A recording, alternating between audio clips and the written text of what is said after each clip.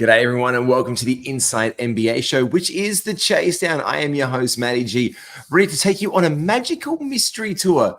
Well, it's not so much of a mystery because it's pretty much driven by analytics and data, because that is what fantasy is all about. And we are in the midst of a chaotic week 22. We had a whole bunch of games today. We only have 2 coming up tomorrow before we hit a crazy weekend schedule. I'm going to break it down for you right up after this and tell you who should you be adding to win your week.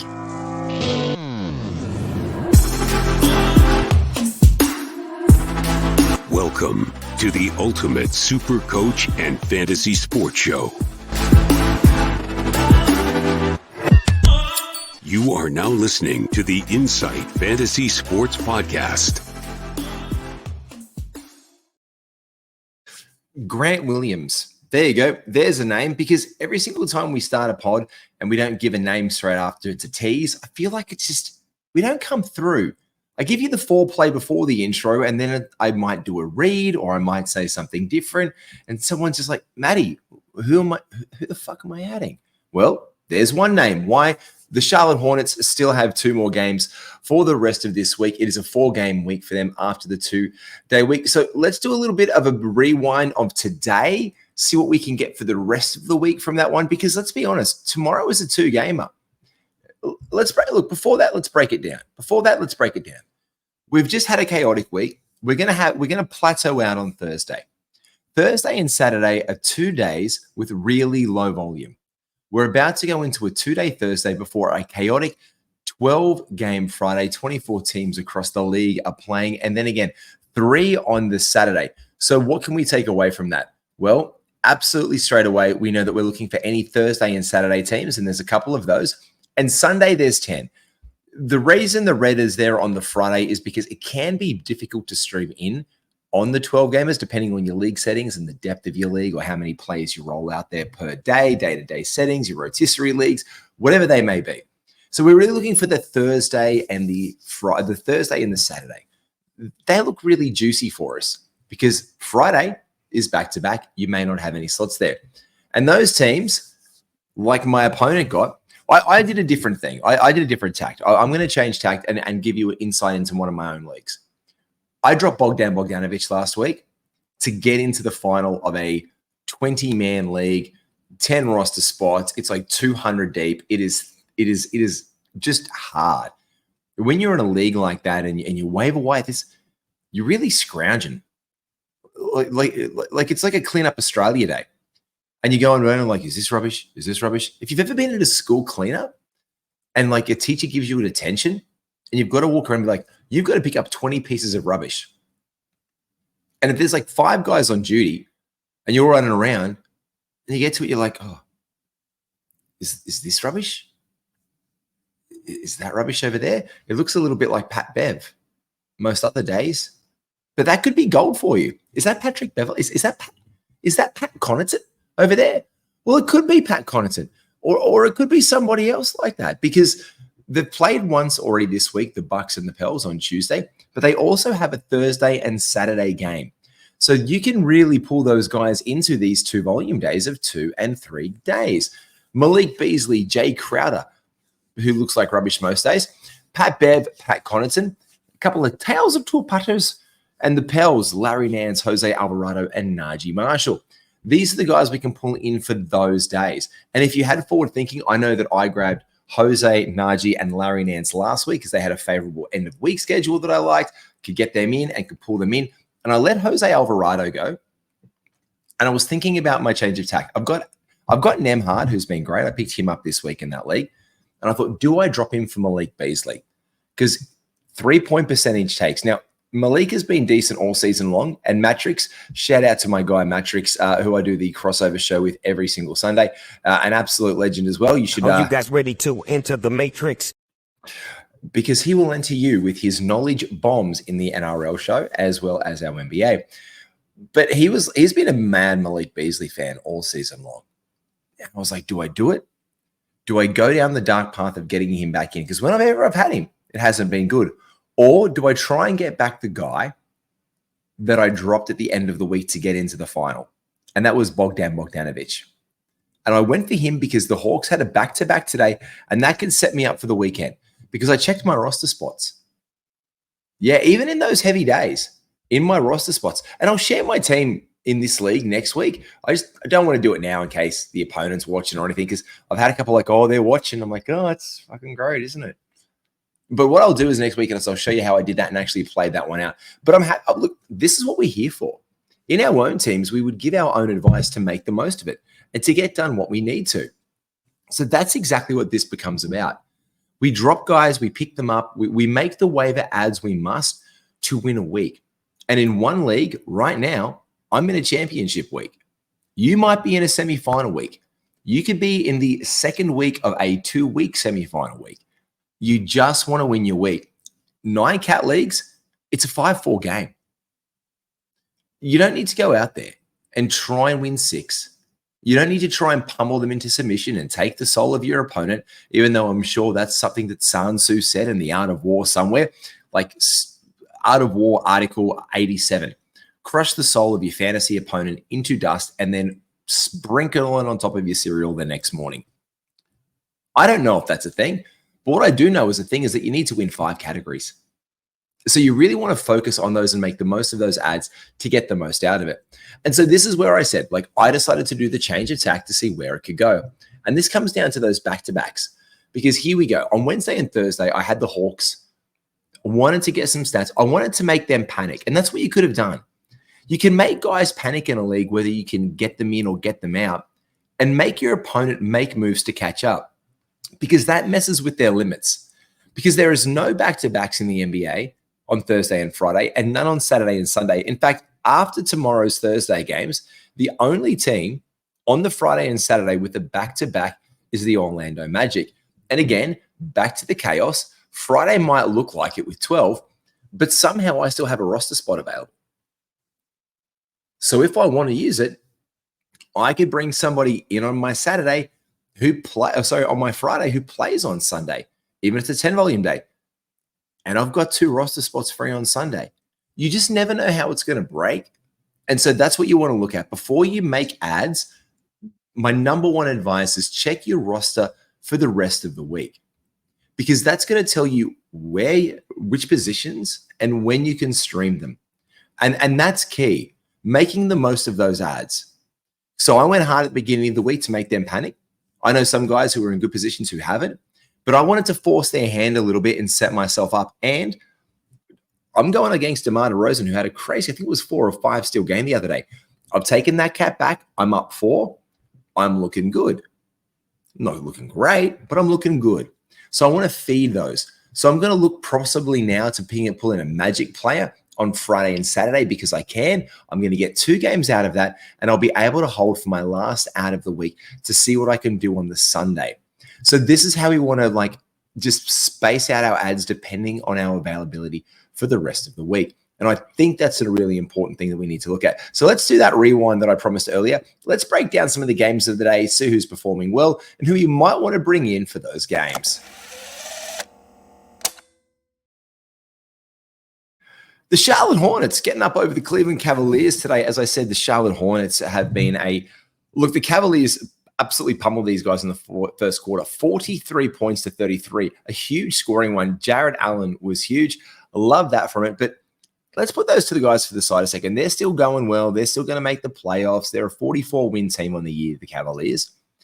It's the Charlotte Hornets that I'm looking at with 2 games left this week that we could get a little bit of glean. And I said Grant Williams earlier, and Poku and Bertans continue to get minutes. Now, Bertans was woeful today with 1 from 6 from the field, but who came up well is Pokusevski. Is it Poku ad time? 7 rebounds, an assist. There's no defensive stats there, but a nice little 10 points. It's more the Grant Williams that I'm liking. 100% from 3. Love that from him. Field goals, 6 from 8. Not going to hurt me there. 7 rebounds, 5 assists, 1 steal, 1 block. The 2 turnovers. Now that can hurt you, because in the playoffs, we know that if you go back through the league, sometimes it's a really interesting exercise to look back over your league and see where you've won over the course of it and see how close turnovers have been. Now, generally speaking, yes, I punt turnovers and you can bench and start and sit guys over the course of it. But I don't know what it is, but I always notice that in my semifinals or my quarterfinals or my finals matchups, I notice that turnovers just shrinks. It's almost like the teams that have made it this way have punted turnovers and it comes really bloody dicey, or they haven't and it becomes really bloody dicey very, very quickly. So that's something we want to pay attention to when we're making these streams. But again, these are the guys that I like for Charlotte Hornets, especially with 2 games left of the week. Second game of the day was the Magic getting a much needed win over the Warriors getting a much needed win over the Orlando Magic. There's been a little bit of Steph Curry naysaying lately. And look, it pretty much continued today with Andrew Wiggins being the Warriors player of the day. And we go, he's available on some wires. We're not going to jump over the moon and shout the praises of Andrew Wiggins. They do have 2 games left of the week. They have Charlotte and San Antonio. So we do like Wiggins for an ad there because they are playing against the Charlotte Hornets and the San Antonio Spurs. But that being said, though, can I be clear? I reckon Steph Curry is going to have an absolutely great game when they play the Hornets. He always seems to step up against them. Trace Jackson-Davis in the lineup, doing well. He is an absolute pulling, 14 rebounds today, a massive horse there. And the Orlando Magic, Jonathan Isaac, again, an absolutely great streaming option with those back-to-back games. So we're looking at the streamers there. Can you get Jalen Suggs? Probably not. Can you get Wendell Carter Jr. in your side? There's a chance Wendell's out there. He played 19 minutes today. Mo Wagner played 20. 7 assists for Mo. I like that. A couple of steals, no blocks. Cole Anthony. Joey Ingles not going to do much for you. But Jonathan Isaac, Mo Wagner, or Cole Anthony, and if you can get him, Wendell Carter Jr. Now, they are the ads, again, for that Friday and Saturday back-to-back for the Orlando Magic. That's what we want to target there. We want to get that Friday and Saturday of the Magic. And if we can get those 2 games, for example, I might roll out Nembhard. So I look at my team, and again, I'm trying to use my own. I've got Nembhard for 1 game. He is the only player left on my roster at this point in time that has 1 game left. Now, I could do it. I've got 2 ads left in my week. My opponent has 3 because, again, I went hard early. I wanted to lock down some cats, and I managed to do it. But I want to hold them. So what am I going to do? I'm going to bring in an Orlando Magic player that I can get into my roster for the Friday and for the Saturday. And that's what I'm going to try and target. If I can, I can. If I can't, I can't. But I'm going to be really strategic with that. And for me, if you're looking for those things like field goal percentage, steals, blocks, it's Jonathan Isaac you want to bring into your team. The man is an absolute monster. So that's what we're going to look to bring into that. And again, in conversation I've been having, I've been DM'd a couple of times on Discord or on Twitter lately, like, what do I think of Isaac? Yeah. Love him. I want to see Jonathan Isaac in a role. You know what I would love to see? Here's an early punt bet for next year. Jonathan Isaac, 6th man of the year. If Jonathan Isaac can get 20, 25 minutes a night and do similar shenanigans to what he's doing now, he's going to put up a case almost to be the first bench player ever to win Defensive Player of the Year. Like, the guy was at 24 minutes tonight, 3 from 5, 2 from 3 from deep. The free throws, 9 points, 5 rebounds, 1 assist, 1 steal, and 2 blocks. If he can lock down 28 minutes a night off the bench and do this with a couple more, he doesn't need shots. He doesn't want them. But if he can do this, you're looking at a potential Defensive Player of the Year, 6th man of the year caliber guy.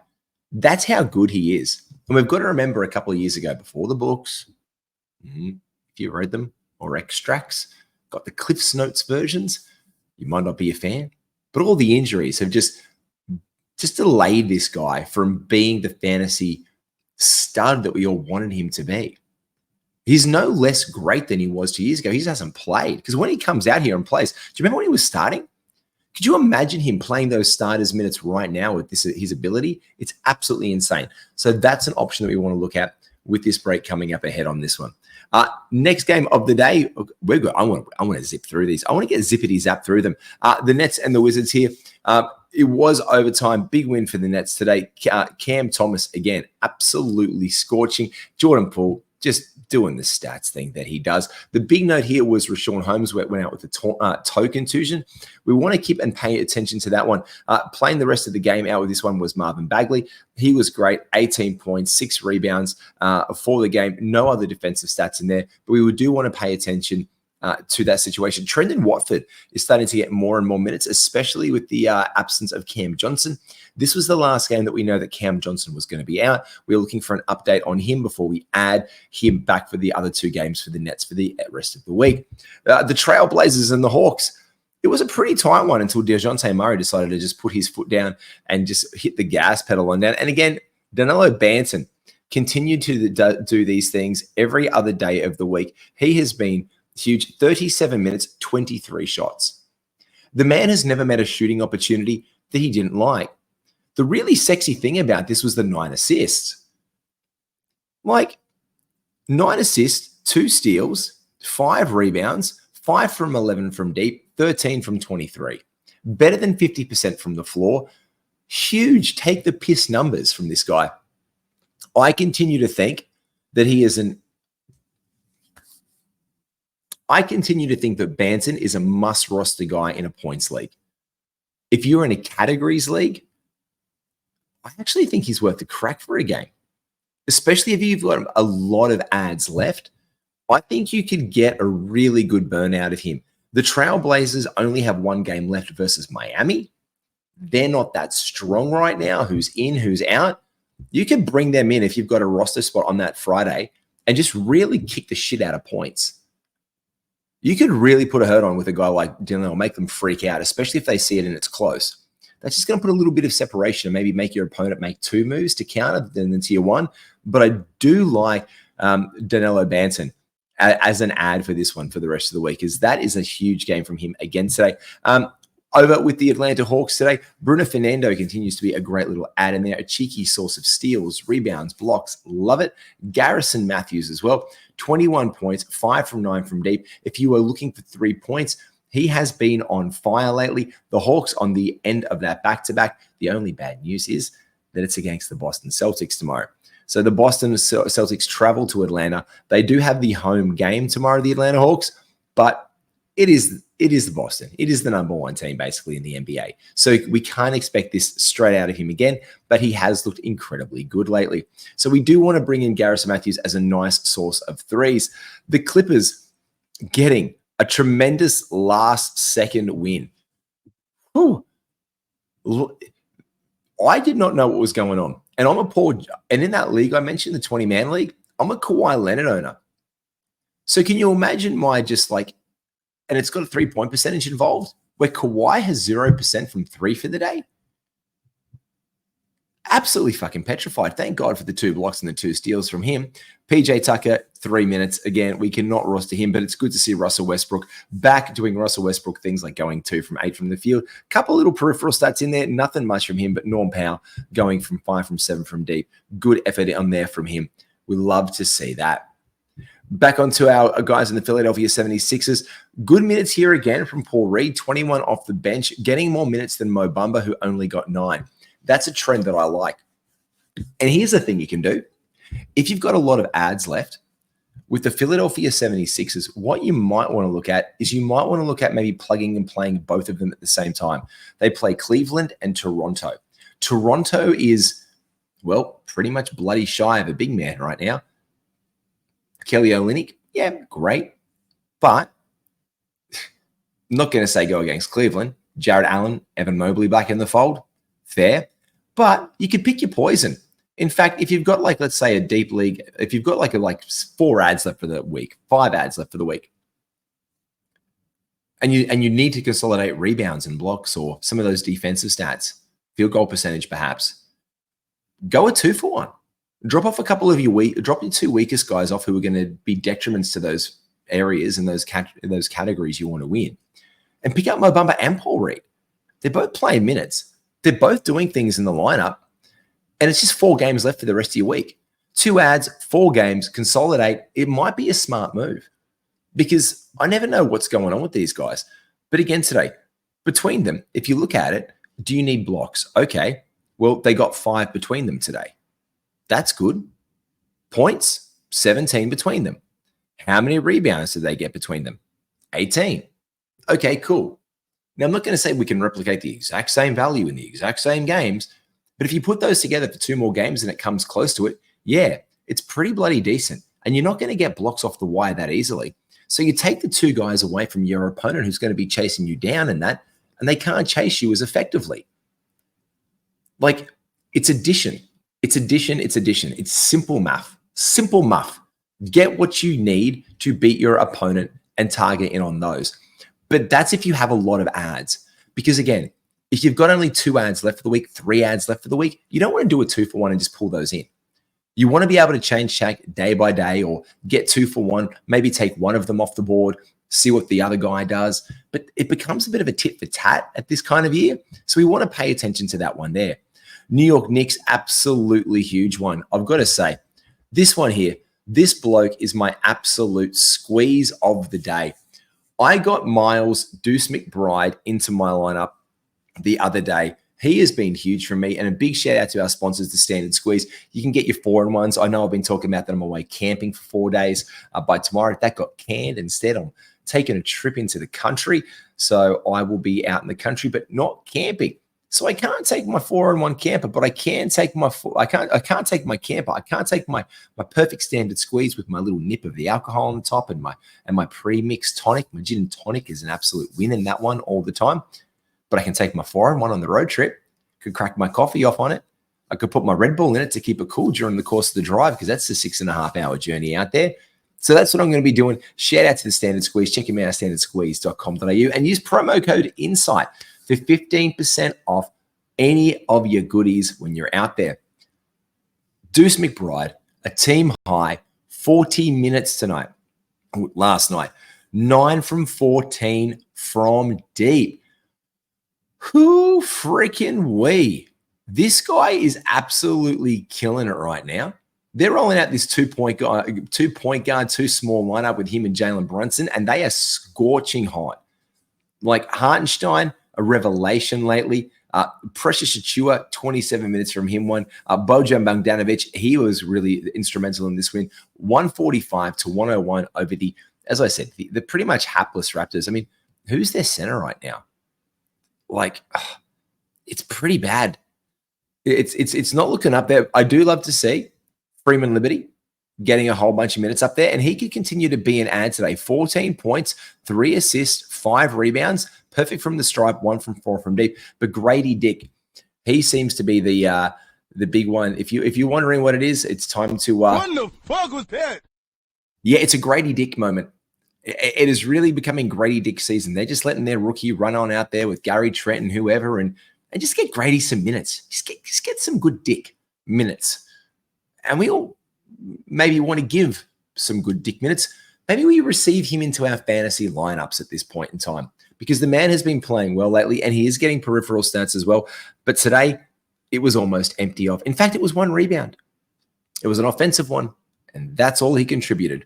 So you're going to get some points, you're going to get some threes, and you could cook your percentages, but he has been a bit hit or miss, but Grady Dick has been a nice ad. But it is my guy today, Miles McBride, the 7 assists, the 1 steal, the 3 rebounds, 29 points. He is on fire. And the New York Knicks, good news, they only have the San Antonio Spurs to play next. Oh, yeah. It could be an absolute another feast for this bloke. So an absolute guy who is... Hot. Ooh-wee. He could be hotter than Kelly Oubre Jr. Don't tell Skitty that I said that. Or just at Skitty, hey, at Skitty, I'm pretty sure that Matty G said Miles McBride is hotter than Kelly Oubre Jr. right now. And we might have some friendly words about that on the Heat Check on Saturday Morning Live. But Deuce McBride has been going bonkers. And with the Spurs as their opponent and then OKC, look, OKC can be a bit tougher. Good defensive team. But 2 more games left for the New York Knicks for the rest of the week. And I love to pull him in if he is available on my wire. And he was. I picked him up. I held him. I waited. And that was his moment to shine for me today, and I absolutely bloody loved it. Bulls today getting a big win over the Pacers. Again, Andrew Nemhard was the stream in the Pacers. I picked him up. A great game for him today. Loving seeing these minutes and what's happening with him in the thing. 34 minutes, a team high. They were blown out, but they continue to roll him out there today. Not much else there apart from Obi Toppin is playing limited minutes. It was a blowout. Can't read into it much. And again, Kobe White, great. Doing his thing. Vooch, massive. And Ayo Dosunmu has continued to be a revelation for the Chicago Bulls. And he is well and truly on my radar for next year, especially just in case any offseason movements with Zach LaVine. The Lakers today, big win over the Memphis Grizzlies. I don't know if the Lakers, being a quote-unquote defensive team, are going to apply defense anytime soon, because they sure seem to be letting a shitload of points go up. The funny thing is they're actually scoring them too. Their offense is clicking. LeBron James returns to the lineup. Rui Hachimura, an absolutely huge night for him. 7 from 8 from downtown, 10 rebounds. This is the team that we started to get a little bit, This is the kind of flow that we can see, especially with no AD. Jackson Hayes getting the call up into the lineup was huge. 14 points from him, 7 minutes, played 31 minutes with the starters. Great to see that from Jackson Hayes. Well, AD took the night off after a monster one last night. And again, it's like tit for tat. AD rested last night. LeBron rested last night. Cool. AD rested this night. They went against the Grizzlies. The Grizzlies played Jaren Jackson Jr. They played Desi Bane. But they're playing for lotto balls right now. So they're not really going out there to win. Maybe give it a bit of a show, but still a massive win here. It's good to see just Brandon Clark back. He played 21 minutes tonight. I think he is. I saw Alex Reclean, shout out Alex Reclean, shout out that might be a bit of a buy low in dynasty leagues. Like there's this bit of a window on him in dynasty, and I think that could definitely be the case right now. He's coming back. He has a game. Oh yeah, he's not looking that great right now.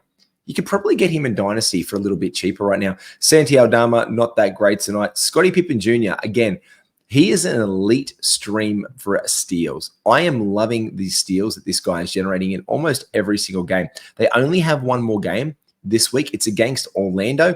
But the good news, it is in that Saturday with low volume. So we could look to bring him in if we're looking to get a couple of steals on our opponent, Scottie Pippen Jr. We could look to bring him in on our Saturday game, especially with that low volume schedule happening there. Next game of the day was the Pistons and the Timberwolves. Timberwolves again rolling along 106 over the Detroit Pistons. What can we make of this? Well, the Detroit Pistons continue to be really, really bad. Boehm is getting some minutes. I don't like anything, and I don't like to touch the Pistons.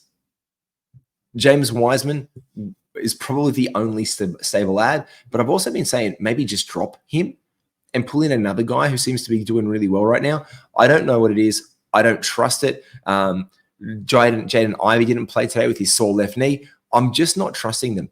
But who I am trusting as a pull-in right now is a guy like McDaniels and also Kyle Anderson. Kyle Anderson, it can be hard to get assists off the wire. But Kyle Anderson, another 5 today with 4 rebounds, 2 steals, 14 points in 23 minutes, continues to keep on rolling for the Minnesota Timberwolves. Slow-mo is playing well. They play Denver and Chicago. Denver's a tough matchup. We love to see what they can do there. Chicago's coming up. Slow-mo's going to be pivotal. They ran a lot of guys out there today because it was against the Pistons. We're not going to see this kind of thing anymore. Nickeil Alexander-Walker, he's going to get some more burn. Jordan McLaughlin minutes will probably lower. Garza minutes won't exist. Warren minutes, Miller, Meadow minutes. But we're probably going to get some good minutes out of Nickeil Alexander-Walker. I'm going to say my number one here is Kyle Anderson. Just because to get everything that you need is hard. Like, it's hard out here. Like, you want assists and rebounds? Cool. Oh, and you want steals and good field goal percentage? Great. Do you have a top 75, top 80, top 90, top 100 pick laying around? No. You used them all up in your bloody draft. So we need to take the best guys. Kyle Anderson, I should actually look up this, where Kyle Anderson has been on the season, because the guy continues just to impress in his limited role, and especially with Cat out. In the past, let's say, month, I'm going to do the deep dive into this really quickly. I should know. I don't. I'm not going to be surprised by this, am I? Look, Kyle Anderson, yep, right there, 140. Nickeil Alexander-Walker, 137, and Jordan McLaughlin, limited minutes. We're not going to pay that much heed with 106, but Nickeil Alexander-Walker, and that's in an 11-cat league. Him and Kyle Anderson have been getting really cheeky value this entire time. And I love it because these are guys who are sitting around all the time on the wire. You can bring in and drop out. McDaniel's less so. He's applauded for his defense. People will bring him in all the time. So you need to just look outside that box here. And in the last month in 9-cat leagues, Kyle Anderson, 148. There you go. And Nickeil Alexander-Walker, 161 in 9 cats. All these guys are most likely should have be not there. If you think about it, a 12-man league and do the math, it's like 144 people. So this guy is 148, just outside the fringe. But people are bringing it in, and people aren't letting guys off their wine out. There's no ads being made. So you're pretty much dead to rights. And if you look at his past few months, 4 rebounds a game, 5 assists, 8 points, 1 steal, 450 from the field, 770 from the line. These are numbers that you can use. We are absolutely looking to bring in Kyle Anderson if we can for a couple of games. If you need to just fill up those 2 cats, if you want to consolidate those 2 cats, he is about as safe as houses as you get on that one. Hey, look, another win today. They are on an absolute tear over the OKC Thunder. It is incredible what Jalen Green is. And I'm thinking right now that this is going to be where we see Jalen Green, just like 2 years ago, where we took him in drafts way too early, and then he was outside the top 200 last year. This is the beginning of that trend for Jalen Green. This is the sexy 37.10 rebound, 7 assist game that we all want from Jalen Green. This is a huge one for him. Absolutely massive. Also, by the way, really fucking massive for Josh Giddey. He is looking good. His confidence is coming back up. He's taking 20 shots a game. He didn't hit anything from 3 today. He got to the line a lot. His rebounds are up. His assists are up. His defense is up. This is Giddey coming back. And with his minutes coming back up to 32, Chet, only out there with the 18 minutes today, got absolutely horsed about left, right, and center. But the big news for me is Amen Thompson. My curious thing is who goes higher next year, Amen or Asar Thompson? What are we liking for their opportunities? Because this team that they continue to roll out with Jabari Smith Jr. as the big man, this is good. This is a good team who beat the number 1 team in the West. Like, I don't think no one's sleeping on the OK City Thunder right now. No one really is. But these guys have absolutely been rolling lately. And I think they're going to make the play-in, and I think they're going to be trouble. They've got an identity. They're fighting through. They've got scoring left, right, and center. Defense is stepping up and getting better. I'm looking for that one. There's no real stream ads I can get apart from Jock Landale. His 20 minutes today. Perfect. 500 from the floor, 6 rebounds, and a steal in there as well for bigger Aussie boy Jock Landale. But good to see a couple of Aussies on the floor at the same time, playing really well for these ones. The Jazz and the Spurs, Vassell continue to make a roll back. The Spurs get a win. I don't know why they want to win. They shouldn't be winning, and I can't specify that enough. Another big game for Victor Wembanyama, courtesy of blocks. Another cheeky 5. Look at this. It's just ridiculous what the guy's doing out there. Zach Collins, not an efficient one from him. Malachi Branham continues to get minutes. Not really trusting the Spurs the rest of the way into the weekend because, again, they are the San Antonio Spurs. They play the Knicks. They play the Warriors. Now, the Warriors are playing to stay in. They're going to fight hammer and tongs for that final 10th place. New York Knicks, tough defensive team. So I'm not liking any ads for the rest of the week from the Spurs unless I get desperate and Trey Jones happens to be available on my wire as a source of assist. In the Utah Jazz, Taylor Hendricks continuing to make his way back in here and get minutes. Lauri Markkanen, another great game from him in the wake of injuries in this one. John Collins continues to do great John Collins things down the stretch, and he is starting to really come on, while Colin Sexton and Keontae George absolutely firing on all cylinders. And both have just made their stock rise more for our 24-25 season than anything else at this point of time. And we're liking what we're seeing from Bryce Sensabaugh. But again, we're not liking it when Bryce Sensabaugh doesn't give us at least 3 or 4 rebounds a game. This was a bit of a disappointing one for him. And 22 minutes for Walker Kessler today, 2 blocks, 4 points, 6 rebounds in total. Again, probably one of the disappointments of the season. He's had moments, he's had flashes, but what's going on in this Utah team is anyone's business right now. And who knows if it's going to change next year as well. I wouldn't be surprised to see Walker Kessler trade in the offseason at this point. I think they've got just so much youth around in this one. Look, Lowry could be out of there at this point in time. I have no idea what's going on with this team, but I do know what's going on with the Phoenix Suns and the Denver Nuggets game today. Now, there was no Jamal Murray. And again, Reggie Jackson started, and he's Reggie Jackson. So we don't put much stock and trade to it, especially when he goes 1 from 7 from deep. They had a pretty woeful 3-point shooting day today, 25% from deep, and they only lost the game by 7 points. Conversely, 16 of 33 was the Phoenix Suns today from deep to get this win. You're shooting 48% from 3 against a team who's shooting 25% from 3, and you only win by 7 points? That's crazy to me. That's crazy. Again, we can continue to get some minutes here from Christian Braun. Not very good today. A couple of rebounds in there. KCP, an excellent streamer, in if we need it. A block again, 2 steals, some threes, 13 points from KCP. He is the biggest streamer that we can get in there right now. And Reggie Jackson, look, he is Reggie Jackson. He will be inefficient, but he will chip in assists and some steals across the way, and a decent free throw percentage when he gets from the line. If Jamal Murray continues to be out, he is one of the biggest beneficiaries there, because they just weren't. It's even tight. Like, it's a 10-man roster. They just gave Strawther some 4 minutes at the end, but we're not really looking to make any pickups for the Nuggets for the rest of the week. That's pretty much it. Those are the big wraps for today's game. Let's have a quick little sexy game preview of what is to come. He's heating up.